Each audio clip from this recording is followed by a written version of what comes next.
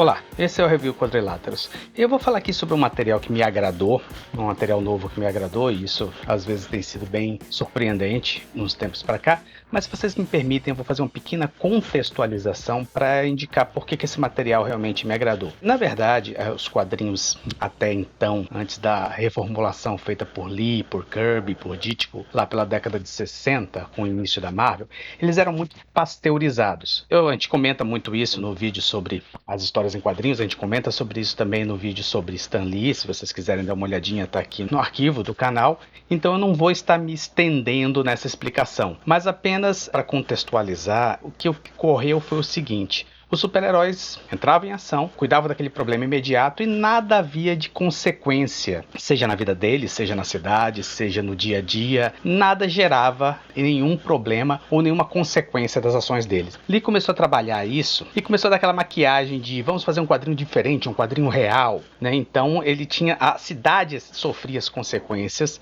da situação que ocorria. Se ela tivesse sido destruída no número do Quarteto Fantástico, um determinado prédio, um determinado quarteirão, ele continuava destruído no número seguinte. Se havia um problema com o quartel-general dos super-heróis, esse problema estava sendo resolvido no número seguinte. E não só essas consequências, digamos, físicas, as consequências das ações dos heróis, do motivo pelo qual eles faziam o que eles faziam, também era muito forte. Afinal, com grandes poderes vem grandes responsabilidades. O Tony Stark se sentiu responsável pelo que as armas faziam, pela situação que ele mesmo tinha criado. O Homem-Aranha se sentia culpado pela morte do tio Ben, porque ele foi incapaz de impedir o assaltante quando tinha passado por ele um pouco antes. Você tinha essa coisa de responsabilidade e de consequências com relação às suas ações. Quando a DC fez também esse tipo de coisa, quando ela se esquematizou nesse tipo de coisa, começando no final da década de 70, mas ela realmente engrenou de vez com a criação dos Novos Titãs, muito galgado na ideia do roteiro do Chris Claremont, como ele fazia com os X-Men, é que a DC entrou de vez nesse mundo e os dois universos ficaram parecidos. Eu digo parecidos porque hoje em dia eu até rio, porque não, a DC, isso, a Marvel é muito melhor. Olha, os filmes da Marvel como são bem melhores.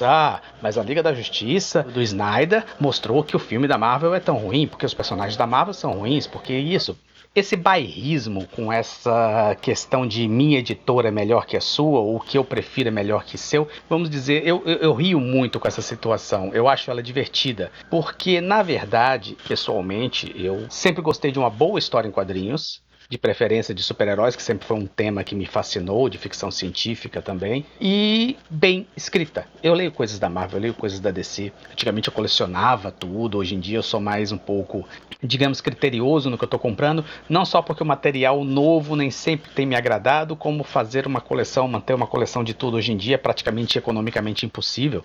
E então a gente tem essa situação de que boas histórias são boas para a indústria. Não importa se é da Marvel, se é da DC, é melhor que seja de ambas. Se você tem uma gama de coisas, Marvel e Mad, DC, First Comics, Valiant Comics, qualquer coisa que seja boa, para mim, eu acho válido. Eu não tenho muito essa preocupação de eu prefiro esse herói, eu prefiro, até porque minhas preferências sempre foram um misto e uma mistura de coisas. Os quadrinhos vivem hoje uma injeção de ânimo com o cinema de Hollywood. Isso é bom, isso é ruim. O que pode manter o quadrinho amanhã, depois e depois de amanhã, são boas histórias para você manter um público fiel dos quadrinhos e não exatamente de uma editora. Não, esse material é ruim, mas ele é do Superman, eu adoro Superman, então deixa eu levar isso. A gente tem que procurar boas histórias, incentivar boas histórias e incentivar essa ideia de que as histórias não são pasteurizadas. Existe consequência nos atos dos heróis. E hoje em dia você não tem. Como eu falei, tanto a DC quanto a Marvel mantém esse pastice de responsabilidade, mas na verdade um universo onde a morte é uma porta giratória, né? O personagem morre hoje e em 3 meses ele está de volta e cada vez com as explicações mais esdrúxulas e mais necessidade de inovar. Então você tem 3, 4 sagas que junta todo mundo e que vai trazer grandes consequências para o universo para o resto de sua vida. E não traz. Então você tem que, na verdade, não existe mais esse conceito de responsabilidade dos super-heróis. E é por isso exatamente que eu gostei muito de um quadrinho que eu li, ele é recente, ele deve estar em banca ainda. Ele é do Gavião Arqueiro. Você tem esse quadrinho, ele é assinado por Rosenberg e Smith. E não são, de repente, autores, de repente eles podem estar até no mainstream aí, e eu tô meio por fora. Porque são autores que normalmente eu não tinha lido ainda nada deles. Mas principalmente o roteiro dessa revista eu gostei muito. Ela mostra o Gavião Arqueiro, que é um personagem que sempre foi considerado, digamos, o mais fraco dos Vingadores, ou o que você está fazendo aqui no meio dessa equipe. E isso foi bem galgado nos filmes, criaram uma personalidade dele interessante. Mas nos quadrinhos já tinha sido feito com os desenhos maravilhosos naquela fase do Dave Aja. Muito interessante o trabalho que eles tinham feito com o Gavião Arqueiro.